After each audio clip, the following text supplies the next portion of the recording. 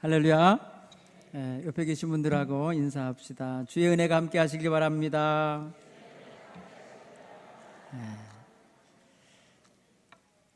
오늘은 우리가 잘 아는 사사기 6장의 말씀을 가지고 우리 청장년들과 함께 시대적 고민과 함께 과제를 함께 생각해 보는 시간을 갖게 되길 원합니다. 청장년 그러면은 그 세대가 상당히 뭐랄까요, 역동성이 있고 열정이 이렇게 묻어나는 세대라 믿습니다.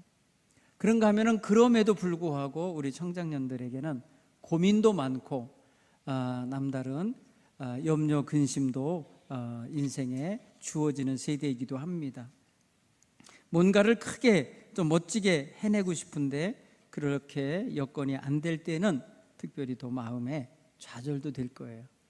제가 요새 넷플릭스라고 하는 데서 도적이라고 하는 우리 드라마 하나를 제가 이렇게 보고 있어요. 도적. 그 도적이라 뭔가, 그래서 웬 도적 이야기인가 했더니 일제시대가 일본 애들이 우리한테 도적질 해가는 거 아닙니까? 36년간 우리나라를 털어먹고 갔잖아요. 그런데 그 털어먹고 있는 일본 군들을 상대로 마적단이 있더라고요. 그런 이야기가 실제로 있었는지 모르겠는데 아무튼 독립군을 지원하고 저 압록강 건너편 간도에서 일본군과 맞서 싸우기도 하고 그러면서 그 도적질을 방해하고 못하게 하고 가져가는 걸 강탈해내고 하는 그런 이야기예요. 제가 보면서 그 시대의 젊은이들은 굉장히 억울했겠다, 너무너무 속상했겠다 라는 생각이 드는 거예요. 왜? 자기가 가지고 있었던 땅, 자기가 가지고 있었던 재산, 자기가 가지고 있었던 기반들을 일본에 의하여 짓밟힘을 당하고 빼앗김을 당하고 내 것을 내 것이라 주장할 수 없는 상황이 돼서 그 멀리 저 북간도까지 쫓겨가서 그곳에 가서 상대하면서 사는 거라고요. 그걸 보면은 그 시대적 상황이 그 당시 젊은이들에게는 너무나 힘들고 괴로웠겠다라는 생각을 하게 됩니다. 오늘 성경에 등장하는 기드온이라고 하는 이 청년도 마찬가지예요. 보니까 엄청나게 억울하고 속상한 거예요. 내 나라에서 내가 살고 있는데, 내 땅에서 내가 살고 있는데, 내 땅에서 내가 농사 짓고 있는데 그것을 때만 되면은 미디안 백성들이 와가지고 모든 걸 다 강탈해가고 뺏어가고 집을 불태우고 죽이고 끌어가고 노예를 삼아가니 못 견디겠는 거예요. 그래서 당시에 이스라엘 백성들이 집에서도 못 살고 산에 들어가 살았습니다. 산에서 웅덩이를 파고 굴을 파고 산성을 짓고 거기서 자기들을 위해서 거기서 보호처를 만들고 살아야 가는 현실이에요. 또 이스라엘 백성이 봄이 돼서 파종을 할 때가 때쯤 되면 파종 씨를 뿌리고 새싹이 올라올 때쯤 되면은 이 미디안 백성과 아말렉 동방 백성들이 지네들의 양떼, 소떼, 낙타떼를 몰고 와갖고 그걸 다 뜯어먹게 하는 거예요. 이 백성들이 먹고 살기 위해서 곡식을 심고 뭔가를 길러내고 하는 이런 상황을 완전히 무시하고 들어와서 자신들의 장막 가지고 옮겨와서 살아요. 그리고 자신들의 짐승 떼들 데리고 와가지고 그걸 다 뜯어먹게 만들어요. 그러니까 이스라엘 백성들은 너무 속상하고 억울하고 점점 더 가난해지고 점점 더 힘들어지는 상황이 되는 거예요. 여러분, 이런 상황에서 이스라엘 백성 입장에서 이런저런 생각을 해볼 수 있죠. 하나님 뭐 하고 계신 거야? 우리 조상들을 구원해 주셨다고 하시는 하나님, 이적과 기사를 통해서 홍해를 가르시고 애굽 군대를 수장시키셨다고 하시는 그 하나님, 광야에서 아무것도 없는 광야 모래벌판에서 아말렉 족속과 싸워서 승리하게 하셨던 하나님, 40년 동안 광야를 만나와 메추가라기를 먹이시면서 이끌으셨다고 했던 그 하나님, 지금 어디가 계시냐는 거예요. 무엇하고 계시냐는 거예요. 왜 우리를 이렇게 괴롭게 내버려 두고 계시냐는 거예요. 그런 하나님이 있으면 좀 나타나라고 하시는 거예요. 여러분, 이게 당시 젊은이로 있었던 이 기드온의 마음속에 그냥 가득했어요. 분노가 있어요. 원망이 있어요. 불평이 있어요.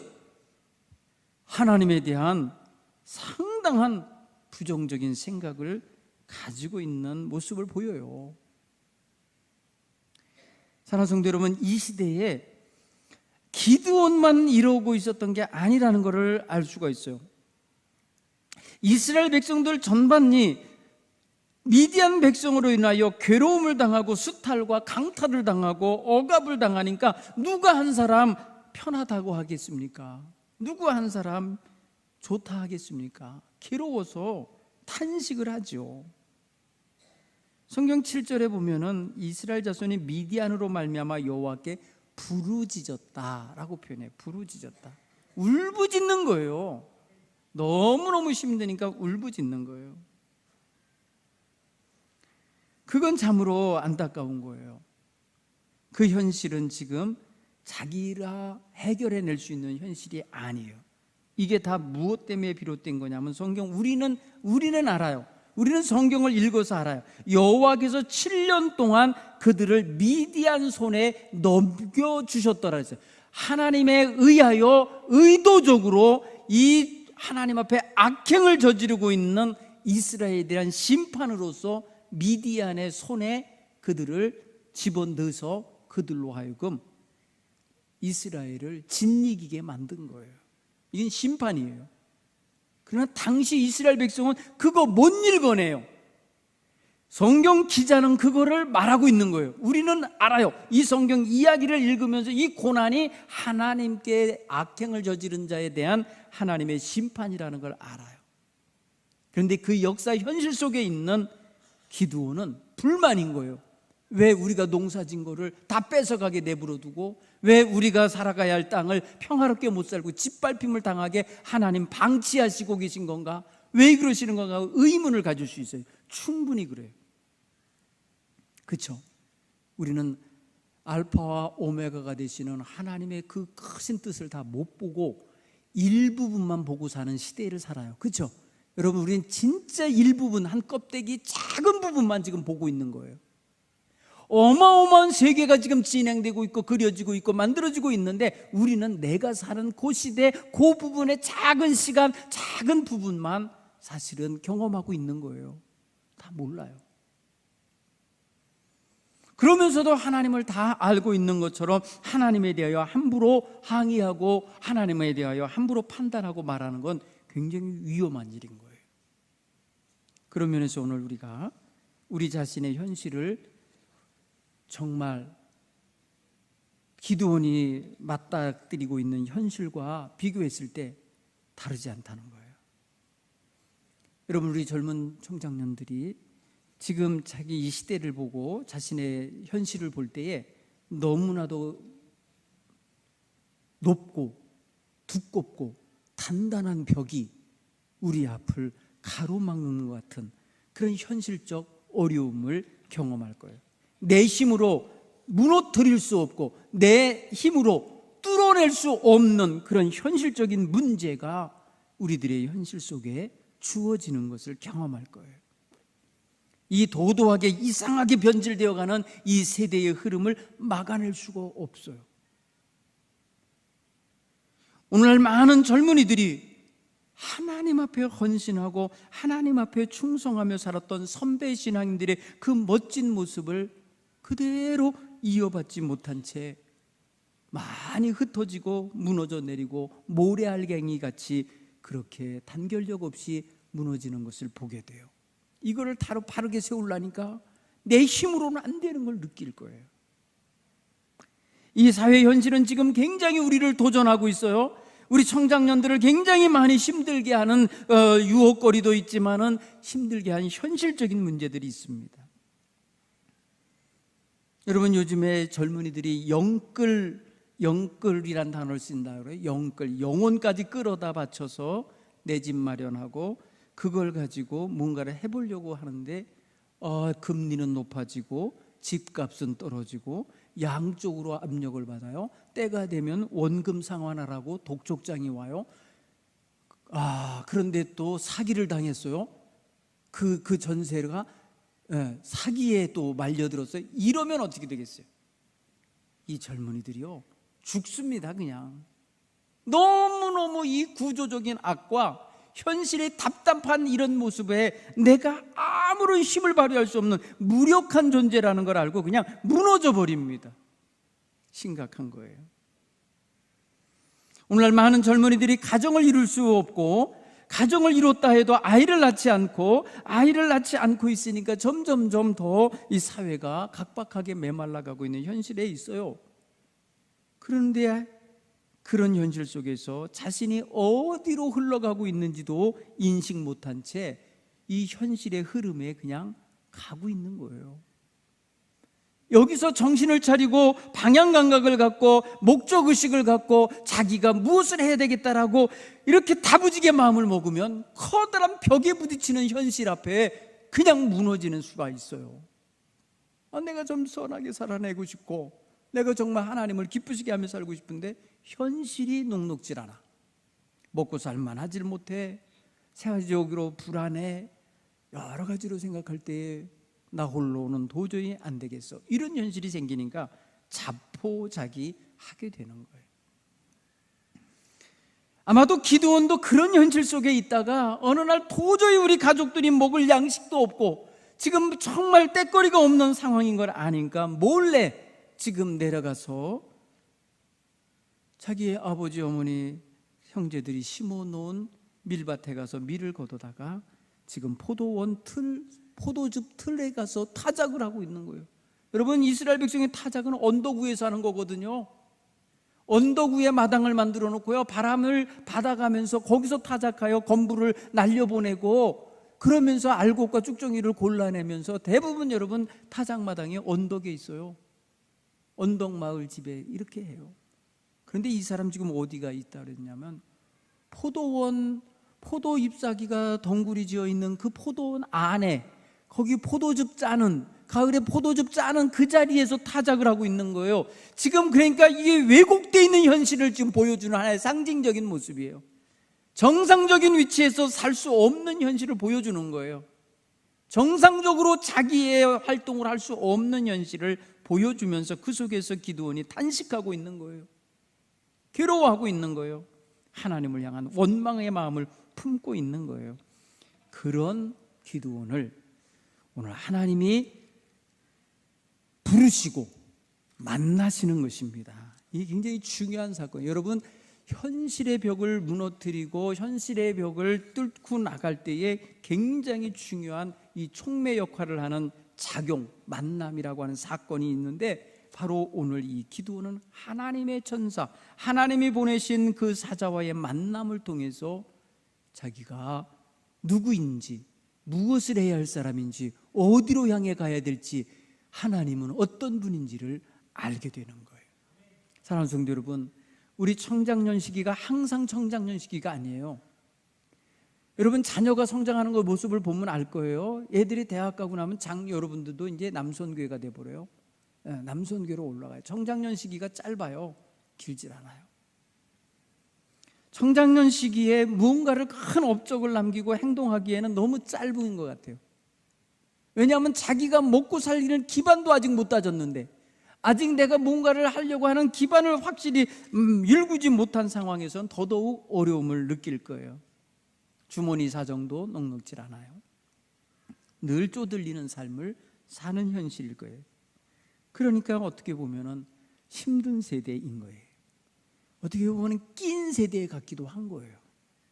그런데 청장년기가 없이 장년기가 될 수는 없어요. 청장년기에 고생과 수고가 없이 편안한 장년기를 만날 수는 없는 거예요. 그 기간을 뛰어넘을 수가 없어요. 반드시 그 기간을 거치되, 그 기간을 거치면서 수련되어지고 단련되어지고 훈련되어지고 다듬어지고 그릇이 만들어지는 시간을 갖게 되는 거예요. 여러분, 너무 중요한 시기에 지금 우리 청장년들이 있습니다. 저는 이 청장년을 보내는 여러분들에게 몇 가지 코멘트를 하고 싶어요. 첫째는 믿음을 잘 가지십시오. 믿음의 코드를 놓치지 마세요. 믿음이 여러분의 가정을 살릴 거라고 하는, 믿음이 여러분의 가정의 유일한 희망이 될 거라고 하는, 이걸 분명히 가지시기 바랍니다. 이건 옵션이 아니에요. 해도 되고 안 해도 되고가 아니에요. 우리 교회에 들어있는 우리 청장년들은 최소한 믿음은 나의 필수예요. 이거는 내 가정의 필수예요. 내 인생의 필수 요소예요. 이 기반을 든든히 채워가시기 바랍니다. 이 믿음 체험의 가장 확실한 건 주님과의 만남이에요. 예수 만남이 있어야 돼요. 하나님 체험이 있어야 돼요. 하나님이 내 인생의 주인이라고 하는 온전한 고백을 할 수 있는 이런 체험을 여러분들이 하게 될 거예요. 이걸 꼭 가지셔야 돼요. 이 기반이 흔들리면 안 됩니다. 두 번째, 여러분, 실력입니다. 믿음의 사람들은 실력도 있어야 돼요. 여러분, 이 시대에는 누가 이겨냅니까? 실력 있는 자가 이겨가는 거예요. 실력 없는 자는 도태합니다. 실력 없는 자는 밀려납니다. 모든 인간관계에서 그렇습니다. 여러분, 오늘 우리가 그런 면에 있어서 정말 실력자가 되셔야 돼요. 어떤 분야가 됐든지 그 분야에 정말 실력자가 되어 가시길 바랍니다. 그 자기가 채워가야 돼요. 그건 여러분 세상을 이기는 도구입니다. 그 실력은 도구예요. 칼이 될 수도 있고 창이 될 수도 있고요, 방패가 될 수도 있고, 그 실력이 여러분의 가는 길을 열 수 있을 것입니다. 그건 누가 대신 못 해줘요. 실력은 내가 키워야 되는 거예요. 그 다음에 여러분 가져야 될 것이 있어요. 비전이 있어야 돼요. 매일 땅바닥만 쳐다보고 사는 인생이 되면 안 되는 거예요. 비전이 거기에 있어야 돼요. 여러분, 믿음과 실력이 있는 사람은 비전이 따라옵니다. 그런 사람에게 비전이 주어지는 거예요. 이 비전이 주어졌을 때에 여러분들이 그 비전을 이루어가는 과정이 인생 전체가 되어야 할 줄 믿습니다. 이미 비전을 이루고 사는 사람도 있겠고, 어느 사람은 발견한 사람도 있겠고, 발견한 곳으로 지금 첫 발을 내디디며 달려가는 사람도 있을 수 있어요. 우리 정장년들에게 하나님이 주시는 비전을 꼭 찾으시길 간절히 축원합니다. 그리고 열정이 식지 말아야 돼요. 인생은 열정으로 사는 거예요. 가만히 보니까 나이가 먹으면요, 이것저것 말입니다. 이제 포기하는 것도 생기고, 이제 더 이상 못하겠어 하고 스스로가 정리하는 것도 생기는데, 꼭 정리해서는 안 되고 끝까지 분출시킬 게 있다면 바로 열정이에요. 열정이 있으셔야 80대 노인도 젊은이처럼 사는 거더라고요. 열정이 만드는 거지 나이가 만드는 게 아니에요. 그러니 우리 정장년들이 벌써 축 처져 있는 엿가락처럼 있으면 안 돼요. 빨리 젖은 빨래처럼 있으면 안 돼요. 정말 열정 있게 움직일 수 있는 그런 성도들 되기 바랍니다. 오늘 제가 여기 움직이면서 선글라스 쓰고 율동하는 거 보면서 저런 열정 있어야 된다. 여러분, 기드온이 좌절하고 원망하고 현실에 대하여 어찌할 바 알지 못하여 괴로워하던 그 현실 속에서 그는 찾아내는 거예요. 살 길을 찾아내는 거예요. 위태로운 거예요. 목숨이 위태로울 수도 있고, 타작한 거 다 빼앗길 수 있는 위험도 있고, 적들이 와갖고 나를 어떻게든지 잡아갈 수도 있는 상황이지만, 그는 포도원이라고 하는 장소 바꿈을 통해서 자기가 원하는 일을 해내는 거예요. 여러분, 융통성 있게 한 거잖아요. 이게 현실에서는 정말 원래들은 전통적으로 원래의 무슨 사람들의 관념으로는 언덕 위에 타작마당에 가서 타작하는 거지만, 전혀 다른 차원으로 역발상을 한 거 아닙니까? 포도원에 들어가서 포도즙 틀 안에서 타작을 한다.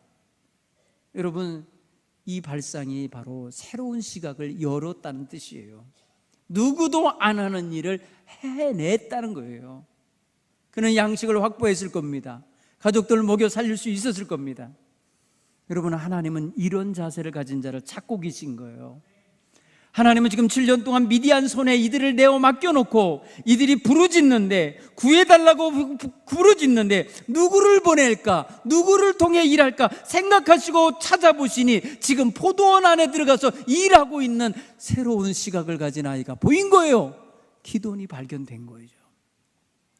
하나님은 그를 큰 용사라 지칭해 주십니다. 큰 용사야. 여호와가 너와 함께 하시도다, 이렇게 말해줍니다. 사랑하는 성도 여러분, 하나님 눈에 여러분들이 큰 용사처럼 보이는 이런 담대함과 창의력이 있기를 간절히 축원합니다. 하나님 쓰고 싶은 사람의 발견이 돼야 돼. 하나님 손에, 하나님 눈에 보여야 되고요. 하나님께서는요, 기드온이라고 하는 인물을 어려서부터 이렇게 기르면서 누구 선지자를 보내서 가이드해주고 제사장을 보내서 가이드해주고 이런 게 아니에요. 말 그대로 베냐민 지파에 속하였는 아주 이름 없는 아비에셀 사람 요아스의 아들에게, 또 여러 명의 아들 중에 저 끄트머리에 있는 아들 기드온이었습니다. 힘없는 아들이에요. 그런데 놀랍게도 그에게 그런 어떤 현실적인 것에 의하여 무너지지 않고 현실적인 것에 의하여 자초당하지 않으면서 있는 기질이 있었어요. 그게 바로 미디안 백성들을 두려워하지 않으며 나가서 타작을 해내고 있는 모습이에요. 자기 나름대로의 창의적인 방법으로 해내고 있는 거예요. 하나님께서는 그 사람을 찾아가서 사자를 통하여 말합니다. 내가 너와 함께 하도다, 이렇게 선포해 줍니다. 임마누엘 하나님. 여러분, 여기서 지금 이 기드온은 하나님 체험을 하는 거예요. 하나님 체험을. 우리 정장년들 아무리 힘들고 어려운 자리, 그 자리에 하나님이 같이 임재해 계시다는 걸 믿으시기 바랍니다. 하나님이 나와 함께 하시도다, 이런 고백을 갖고 살기 바랍니다. 두려움 없죠. 이러면 하나님이 나와 함께 하시고 하나님이 내 편에 계시고 하나님이 나를 돕는 자 되어 계시다면 내가 뭘 두려워합니까? 담대하게 살아낼 수 있을 줄로 믿습니다.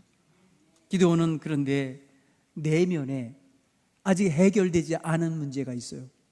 하나님에 대한 원망하는 마음, 하나님이 지금 이런 이 시점에 도와주셨으면 좋겠는데 하나님이 무엇하고 계신 거야? 우리 조상들은 이적과 기사로서 도와주셨다고 하는데, 애굽에서 올라올 때 하나님이 그렇게 하셨다는데 지금 우리에게도 그런 손길이 필요한데 하나님 어디 계신 거야? 하면서 이런 어떤 마음의 갈증이 있었어요. 하나님 앞에 해결받지 못한 문제가 있었어요. 이것이 바로 하나님께 향하여 가는 그의 마음이기도 했던 거예요. 그런데 하나님 놀랍게 말씀하시잖아요. 내가 너와 함께 한다는 거예요. 보세요. 하나님 어디 있냐고 찾고 있고 하나님이 이적이 지금 어디 있느냐고 하면서 이러고 있는 이 아들 앞에 하나님이 지금 내가 너와 함께 하고 있다 그래요. 그게 뭐예요? 기드온이 못 알아보고 있었던 거예요. 기드온이 자기 인식도 제대로 못하고 있었고 하나님의 임재하시어 자기를 돕고 계시다는 사실도 모르고 있었던 거예요. 이래서 이 여호와의 사자가 그에게 하나님이 너와 함께 하시도다, 너는 이제 하나님의 일꾼이 되어서 하나님이 너에게 맡기는 이스라엘을 구원하는 일을 하라, 이렇게 말씀하시는 말씀을 듣게 되는 거예요. 여러분, 자기 인식이 변하지 않으면 안 되는 순간을 맞은 거예요. 여러분, 앞에서는요 여호와의 사자가 말을 하고 있어요. 여호와의 사자가 눈앞에 나타나서 말씀하고 있는 거거든요. 그런데 이 하나님 어디 있냐고, 하나님의 이적 어디 있냐고 하면서 따져 물을 때에 성경은 오늘 14절에 누가 직접 말하나 보세요. 성경 기록은 여호와의 사자가 전하는 게 아니에요. 여호와께서 친히 말씀하십니다. 오늘 14절 다시 제가 읽어보겠어요. 여호와께서 그를 향하여 이르시되 너는 가서 이 너의 힘으로 이스라엘을 미디안 손에서 구원하라. 내가 너를 보내는 것이 아니겠냐. 내가 너를 보내노라. 이렇게 말씀하십니다. 뭐예요? 지금 하나님은 그를 향하여 직접 이제 말씀하시는 거. 이 어디로 들렸겠어요, 이 말이? 여러분, 여호와의 사자는 그동안에 그 앞에서 대화했던 상대예요. 그런데 지금 여호와께서 지금 미디안의 심령 속에 지금 말씀하고 계신 거예요. 여호와께서 직접 말씀하고 계신 거예요. 너는 이제 네 이 힘으로 이스라엘을 구원해라. 내가 너를 보내는 것이다. 말씀하시는 거예요. 하나님 체험이 일어나는 거예요. 여러분, 기드온이 확 바뀌게 되는 지점이 바로 이런 거예요. 하나님 앞에서 역사의 현실, 자기의 현실을 능히 뚫고 일어날 수 있는 이러한 힘을 얻게 되는 순간이에요. 이게 여러분이 여호와 하나님을 만나고 여호와 하나님의 손길과 눈길과 그의 임재가 지금 자기 속에, 자기 삶 속에 계신 것을 확신할 때에 거기서 놀라운 역사의 출발점이 일어나는 거예요. 우리 청장년들에게 이런 체험이 있기를 간절히 축원합니다. 사실 기드온에게는 하나님에 향하여 그렇게 나의 구원의 힘, 나를, 우리 민족을 이끌어내셨던 그 하나님의 이적, 이런 것들이 어디 있냐고 묻는 동시에 그 묻는 자기 자신은 너무나 작은 그릇이에요. 너무나 소심한 사람이에요. 너무나 자기 인식이 결핍된 사람이에요. 그러니까 자아 정체성이 확실하지 않고 있었어요. 어떻게 보면 자기 비하하는 눈이 있어요. 나 같은 게 뭘 합니까? 이런 입장인 거예요. 내 능력으로 뭘 합니까? 15절에 기드온이 대답합니다. 오 주요, 내가 무엇으로 이스라엘을 구원합니까? 보소서, 나의 집은 므낫세 중에서 극히 약하고 나는 내 아버지 집에서 가장 작은 자입니다. 보세요. 자기 위치, 자기 지파. 여러분, 베냐민 지파는 이스라엘 지파 중에서 작은 지파예요. 그 지파 중에서도 아버지가 속하여 있는 그 집은 또 작은 집이에요. 작은 집에 있는 아들 중에서 자기는 제일 작은 자예요. 보세요. 점점 이 밑으로 내려가는 이 점강법이라 그래요. 뭐예요? 점점 작아지는 거예요. 이런 게 자기 인식의 현장이었어요. 자기가 놓여있는 자리가 이 모양인 거예요. 그런데 하나님은 여기서 말씀하시는 거예요. 내가 반드시 너와 함께하리니. 여러분, 아무리 밑바닥이어도, 아무리 힘없는 위치여도, 아무리 가진 것이 없는 위치여도 하나님이 함께 하시면 능히 하나님의 도구로 쓰임받을 수 있음을 믿으시기 바랍니다.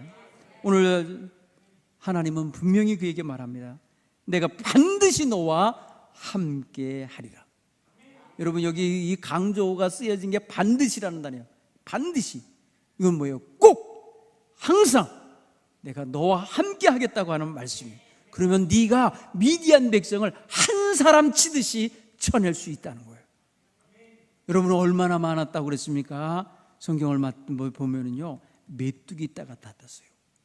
여러분, 우리 읽지 않았지만은 우리 쪽에 가서 5절을 읽으면 이렇게 말해요. 그들의 짐승과 장막을 가지고 올라와 메뚜기 떼같이 많이 들어오니, 메뚜기 떼같이 많이 몰려오고 와 있는 게 지금 미디안이라는 현실이에요. 강한 현실이에요. 내 힘으로는 해결할 수 없는 어마어마한 철벽 같은 벽, 두껍고 높은 벽이에요. 그런데 하나님이 그 자들을 한 사람 치듯 치게 하더라.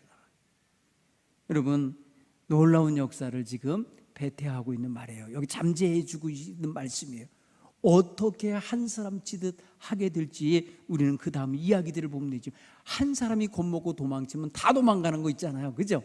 예? 한 사람이 무너지면 다 무너져 버리는 거 있잖아요. 대장 하나 죽이면 그냥 다 무너지는 거죠. 여러분, 골리앗을 다윗이 무너뜨렸을 때 골리앗 하나 무너지니까 블레셋 군대가 다 무너졌잖아요. 이런 거죠. 하나님께서 함께 하시면 이런 역사를 이룰 수 있다는 거예요. 사랑하는 성도 여러분, 오늘 우리 청장년들이 이 시대에 아주 높고 두껍고 힘겨운 현실이라는 장벽 앞에 놓일 때에 무너지지 않기를 바랍니다. 그 속에 여호와 하나님이 함께 하신다고 하시는 이 귀한 약속의 말씀을 믿고 자기 자신이 하나님 체험 속에서 살아가게 되기를 바랍니다. 이 기드온은 마침내 여호와의 부르심을 받고 그 부르심에 응답하여 마침내 그 민족을 미디안 손에서 구원해내는 구원자가 됩니다. 여러분, 포도밭 속에 숨어서 타작하면서 불평하던 사람이 변해서 마침내 그 민족을 구원해내는 구원의 대장수가 됩니다.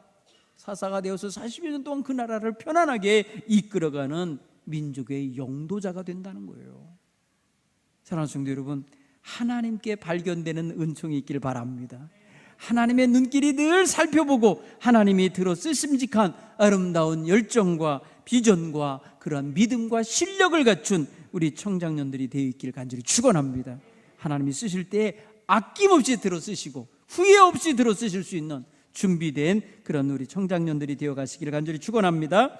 기도하겠습니다. 하나님, 감사합니다. 오늘 주신 말씀을 통하여서 우리 청장년들이 열정과 믿음과 실력과 비전을 갖추어 가게 하여 주옵소서. 나아가서 이렇게 개인적으로 갖추어진 그 모습을 서로 가지고 나와 연대하게 하시고 하나님 그 연대한 것을 가지고 마침내 하나님을 영화롭게 하는 활동들을 펼쳐나가게 하여 주옵소서. 나 한 사람이 무엇이냐 대수롭지 않게 여길 것이 아니라 하나님의 함께하는 나 한 사람이어도 온 백성을 이끌 수 있다고 하는 사실을 깨닫는 그런 믿음이 있게 해 주옵소서. 예수님 이름으로 기도하옵나이다. 아멘.